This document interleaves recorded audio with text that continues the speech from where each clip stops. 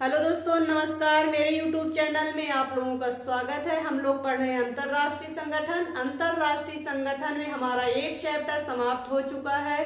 Chapter का नाम था अंतरराष्ट्रीय राजनीति के उपागम। तो आप लोग जरूर जाके देखिएगा अगर आपके सिलेबस में है तो। और दूसरा जो हमारा चैप्टर है अंतरराष्ट्रीय राजनीति का जो है राष्ट्र शक्ति तथा राष्ट्रहित। राष्ट्र शक्ति पर हम लोग कल चर्चा कर चुके हैं। अगर आप लोग नहीं देखे हैं तो प्लीज जाके जरूर देखिएगा। आज हम लोग चर्चा करेंगे राष्ट्रीय हित पर। तो चलिए वीडियो स्टार्ट करते हैं। लेकिन वीडियो स्टार्ट करने से पहले आप लोगों से मेरा अनुरोध, प्लीज चैनल को शेयर करें, सब्सक्राइब करें, लाइक करें और कमेंट करें। चलिए वीडियो स्टार्ट करते हैं। देखते हैं इस वीडियो में हम लोगों को क्या क्या मिलता है। तो क्या हमने बताया था राष्ट्रीय हित। आज हम लोग चर्चा किस पर करेंगे? राष्ट्रीय हित पर। मान लीजिए आप इंटरव्यू देने गए हैं, तो इंटरव्यू में आपसे क्वेश्चन पूछ लिया गया कि राष्ट्रीय हित किसे कहते हैं। आप लोग बताइए राष्ट्रीय हित किसे कहते हैं। मान लीजिए क्वेश्चन पूछा गया राष्ट्रीय हित किसे कहते हैं।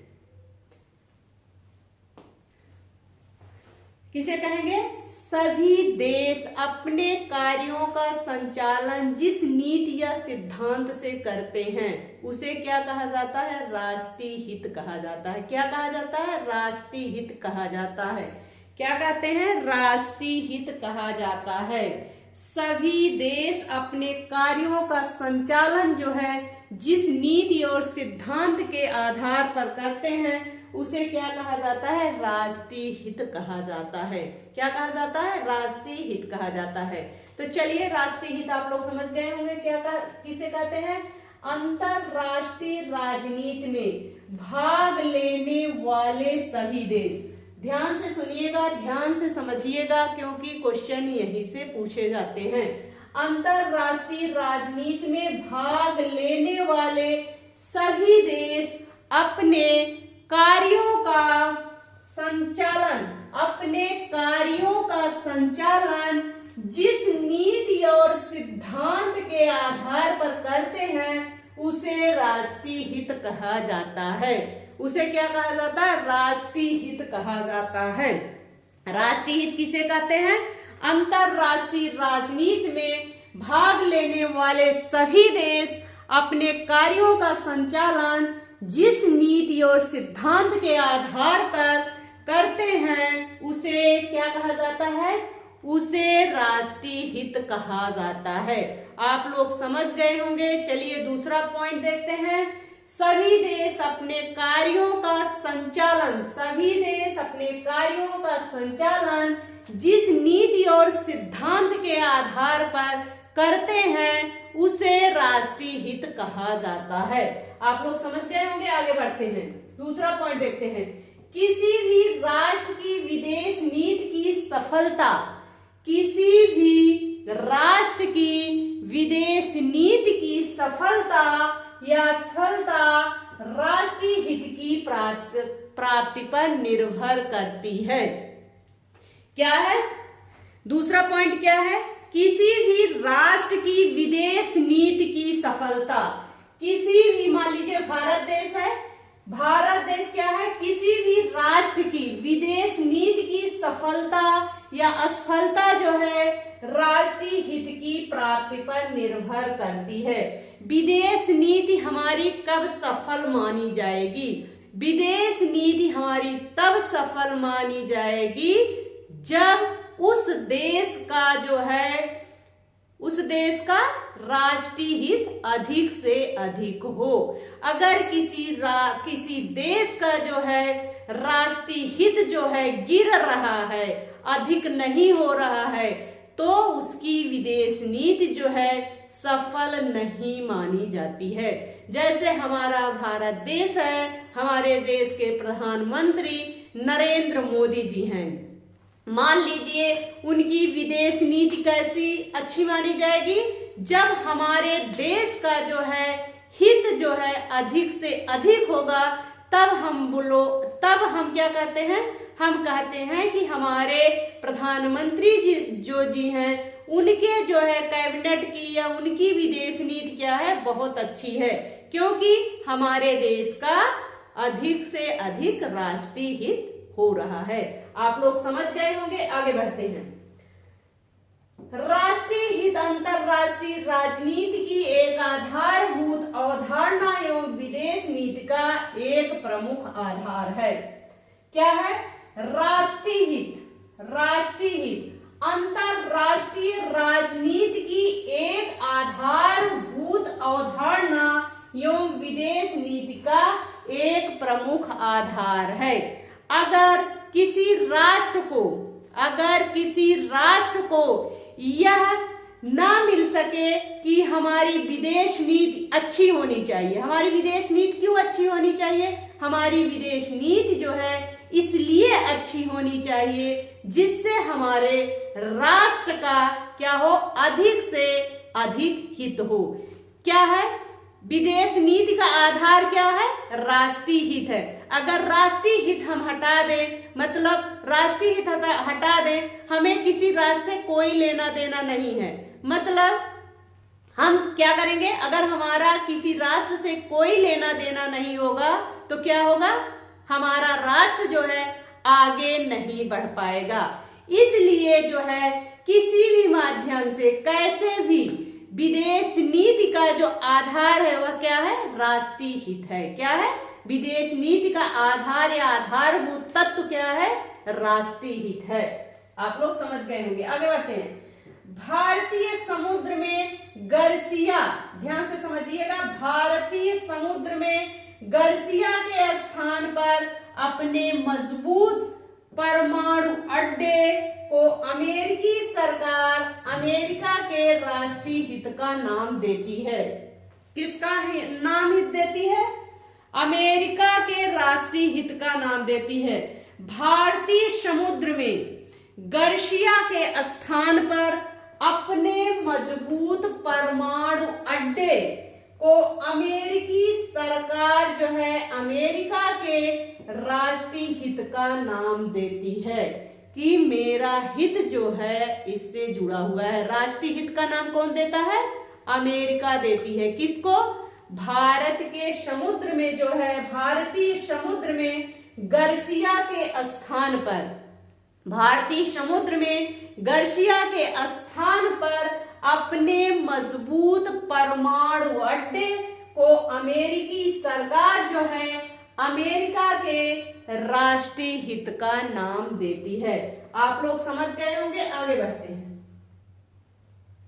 चलिए, भूतपूर्व सोवियत संघ ने अफगानिस्तान में अपने राष्ट्रीय हित के नाम पर हस्तक्षेप किया था। क्वेश्चन पूछा जा सकता है।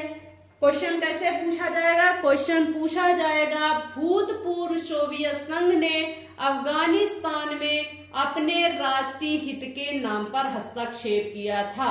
भूतपूर्व सोवियत संघ ने किसके नाम पर जो है हस्तक्षेप किया था? भूतपूर्व सोवियत संघ ने अफगानिस्तान में जो है किसके नाम पर जो है हस्तक्षेप किया था? तो किसके नाम पर हस्तक्षेप किया था? राष्ट्रीय हित के नाम पर जो है हस्तक्षेप किया था। भूतपूर्व सोवियत संघ ने अफगानिस्तान में अपने राष्ट्रीय हित के नाम पर हस्तक्षेप किया था। किस नाम पर? राष्ट्रीय हित के नाम पर जो है भूतपूर्व सोवियत संघ ने अफगानिस्तान में जो है हस्तक्षेप किया था। आप लोग समझ गए होंगे। आगे बढ़ते हैं। चीन भारत के साथ सीमा संबंधी विवाद को चीन के राष्ट्रीय हित के नाम पर न्याय संगत ठहराता है। चीन भारत के साथ, चीन क्वेश्चन पूछा जा सकता है, भारत और चीन से संबंधित है। चीन भारत के साथ जो है सीमा संबंधी विवाद को, चीन भारत के साथ सीमा संबंधी विवाद को चीन के राष्ट्रीय हित के नाम पर, चीन के राष्ट्रीय हित के नाम पर क्या करता है? न्याय संगत ठहराता है कि यह चीन का जो है राष्ट्रीय हित है। अगर चीन जो है इस विवाद को छोड़ देता है, मतलब हम शांति बनाए रखें, या जो है भारत छोड़ देता है, तो क्या है? तो क्या होगा? किसी देश का क्या होगा? किसी देश की जो है, चाहे वह चीन की विदेश नीति हो, चाहे भारत की विदेश नीति हो, वह अच्छी नहीं मानी जाएगी, बल्कि अपने राष्ट्रीय हित के नाम पर युद्ध करना जायज है। इसलिए भारत और चीन जो विवाद है वह शांति की तरफ नहीं बढ़ पा रहा है। इसलिए चीन जो है इसको क्या मानता है, अपना राष्ट्रीय हित बताता है, और भारत भी अपना राष्ट्रीय हित बताता है। इसलिए जो है दोनों देश जो है विवाद की स्थिति से गुजर रहे हैं। चीन भारत के साथ सीमा संबंधी विवाद को चीन के राष्ट्रीय हित के नाम पर न्याय संगत ठहराता है। यहां तक आप लोग समझ गए होंगे, आगे बढ़ते हैं। मॉर्गेनथाउ राष्ट्रीय हित को राष्ट्र की तर्कसंगत विदेश नीति का आधार मानते हैं। ध्यान से समझिएगा, मॉर्गेनथाउ राष्ट्रीय हित को राष्ट्र की तर्कसंगत विदेश नीति का आधार मानते हैं। कौन सा ऐसा विचारक है जो राष्ट्रीय हित को राष्ट्र की तर्कसंगत विदेश नीति का आधार मानता है? कौन सा ऐसा विचारक है जो राष्ट्रीय हित को राष्ट्र की तर्कसंगत विदेश नीति का आधार मानता है? क्या मानता है? विदेश नीति का आधार मानता है। वह कौन सा विचारक है? तो मॉर्गेनथाउ है। क्या कौन से विचारक है? मॉर्गेनथाउ जो है राष्ट्रीय हित को राष्ट्र की तर्कसंगत विदेश नीति का आधार मानते हैं। वह राष्ट्रीय हित की अवधारणा को अमूर्त तथा विशाल रूप से देखते हैं। जो है मॉर्गेनथाउ जो है राष्ट्रीय हित की अवधारणा को अमूर्त तथा विशाल रूप में देखते हैं। वह कौन देखता है? मॉर्गेनथाउ जो है राष्ट्रीय हित की अवधारणा को जो है अमूर्त तथा विशाल रूप में देखते हैं। आप लोग समझ गए होंगे, मॉर्गेनथाउ की एक परिभाषा है, राष्ट्रीय हित की अवधारणा सार्वजनिक हित तथा उचित प्रक्रिया में संविधान जैसी है। पूछा जा सकता है यह कथन किसका है? राष्ट्रीय हित की अवधारणा सार्वजन हित तथा उचित प्रक्रिया में संविधान जैसी है। यह कथन किसका है? तो यह कथन मॉर्गेनथाउ का है। मॉर्गेनथाउ ने क्या कहा है? राष्ट्रीय हित की अवधारणा सार्वजन हित तथा उचित प्रक्रिया में संविधान जैसी है। यह कथन मॉर्गेनथाउ का है। मोस्ट इंपॉर्टेंट है, आगे बढ़ते हैं। मॉर्गेनथाउ ने जो है राष्ट्रीय हित की परिभाषा देने के लिए पेचीदा रास्ता अपनाया। मॉर्गेनथाउ ने जो है राष्ट्रीय हित की परिभाषा देने के लिए कौन सा रास्ता अपनाया? पेचीदा रास्ता अपनाया। वह जो है राष्ट्रीय हित की अवधारणा को दो भागों में बांटते हैं। कितने भागों में? दो भागों में बांटते हैं। कौन? मॉर्गेनथाउ। पहला भाग है ऐसा हित जिसकी तर्कसंगत आवश्यकता है। ऐसा हित जिसका जो है तर्कसंगत, ऐसा हित जिसकी तर्कसंगत आवश्यकता है, तथा दूसरा इन्होंने माना परिस्थितियों द्वारा निर्धारित परिवर्तनशील हित। दूसरा जो है परिस्थितियों द्वारा निर्धारित परिवर्तनशील हित। किसने माना? मॉर्गेनथाउ ने माना। आप लोग समझ गए होंगे, आगे बढ़ते हैं। नोट्स बनाते हुए चलिएगा, लिखते हुए चलिएगा, समझते हुए चलिएगा। राष्ट्रीय हित के तत्व। राष्ट्रीय हित के कितने तत्व हैं? राष्ट्रीय हित के कितने तत्व हैं? राष्ट्रीय हित के कितने तत्व हैं? कितने तत्व हैं? 5। राष्ट्रीय हित के कितने तत्व हैं? कितने तत्व हैं? 5। पहला तत्व है शक्ति। पहला तत्व है शक्ति। दूसरा तत्व है शांति। तीसरा तत्व है सांस्कृतिक एकता की रक्षा। चौथा तत्व है आर्थिक समृद्धि। पांचवा तत्व है नेतृत्व। पांचवा तत्व है नेतृत्व। पांचवा तत्व है नेतृत्व। राष्ट्रीय हित के कितने तत्व हैं? राष्ट्रीय हित के 5 तत्व हैं। पहला तत्व है शक्ति, दूसरा तत्व है शांति, तीसरा तत्व है सांस्कृतिक एकता की रक्षा, चौथा तत्व है आर्थिक समृद्धि, पांचवा तत्व है नेतृत्व। शक्ति, शांति, सांस्कृतिक एकता की रक्षा, आर्थिक समृद्धि, नेतृत्व जो है यह तत्व है राष्ट्रीय हित के। आप लोग समझ गए होंगे, आगे बढ़ते हैं। पंडित नेहरू ने लोकसभा में भाषण देते हुए कहा था। पंडित नेहरू ने जो है लोकसभा में भाषण देते हुए कहा था, किसी भी देश की विदेश नीति का आधार। पंडित नेहरू जो है लोकसभा में भाषण देते हुए कहा था कि किसी भी देश की विदेश नीति का आधार उसके राष्ट्रीय हितों की सुरक्षा है। किसने कहा था जो है किसी भी देश की विदेश नीति का आधार उसके जो है राष्ट्रीय हितों की सुरक्षा है? तो किसने कहा था? पंडित जवाहरलाल नेहरू ने कहा था। पंडित जवाहरलाल नेहरू ने कहा था किसी भी देश की विदेश नीति का आधार उसके राष्ट्रीय हितों की सुरक्षा है। भारत की विदेश नीति का ध्येय इसके राष्ट्रीय हित की सुरक्षा है। भारत की विदेश नीति का ध्येय जो है इसके राष्ट्रीय हित की सुरक्षा है। किसने कहा था? पंडित जवाहरलाल नेहरू ने कहा था। मोस्ट इंपॉर्टेंट है, नोट बना के लिख लीजिएगा। आगे बढ़ते हैं, चलिए। लॉर्ड पामस्टर्न ने जो है वर्षों पूर्व क्या कहा था? लॉर्ड पामस्टर्न ने वर्षों पूर्व कहा था, हमारे कोई शाश्वत मित्र नहीं है। किसने कहा था? लॉर्ड पामस्टर्न। मोस्ट इंपॉर्टेंट, नोट बना के लिख लीजिएगा।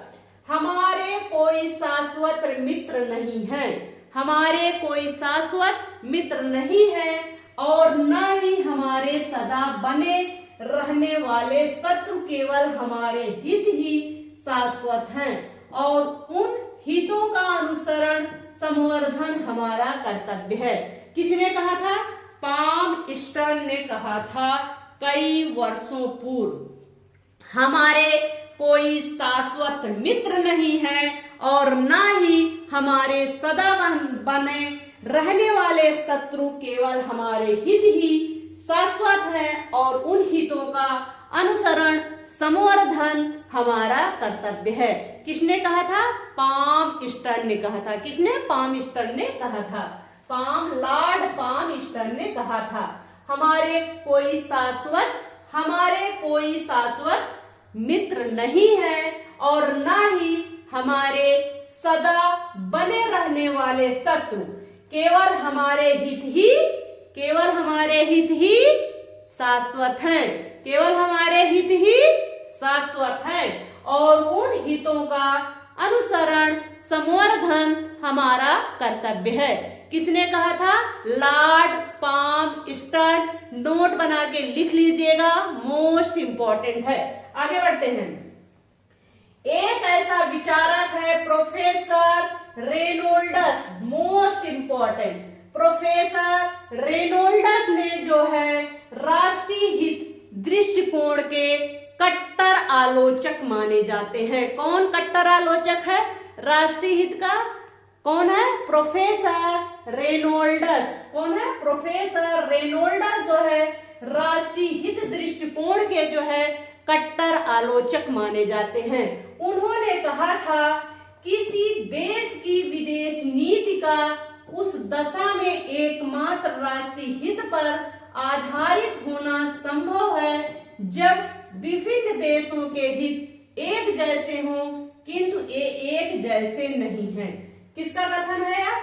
प्रोफेसर रेनोल्ड्स का कथन है कि किसी देश की विदेश नीति का उस दशा में एकमात्र राष्ट्रीय हित पर आधारित होना संभव है जब विभिन्न देशों के हित एक जैसे हों किंतु ये एक जैसे नहीं है। यह कथन किसका है? किसका है? प्रोफेसर रेनोल्ड्स का कथन है। यह जो है राष्ट्रीय हित के कट्टर आलोचक माने जाते हैं। इन्होंने कहा था किसी देश की विदेश नीति का उस दशा में एकमात्र राष्ट्रीय हित पर आधारित होना संभव है जब विभिन्न देशों के हित एक जैसे हों किंतु एक जैसे होते नहीं हैं। आप लोग समझ गए होंगे। इसके आगे जो है हम लोग कल पढ़ेंगे, तो मेरे लिए एक शेयर जरूर करिएगा। धन्यवाद। शुभ रात्रि।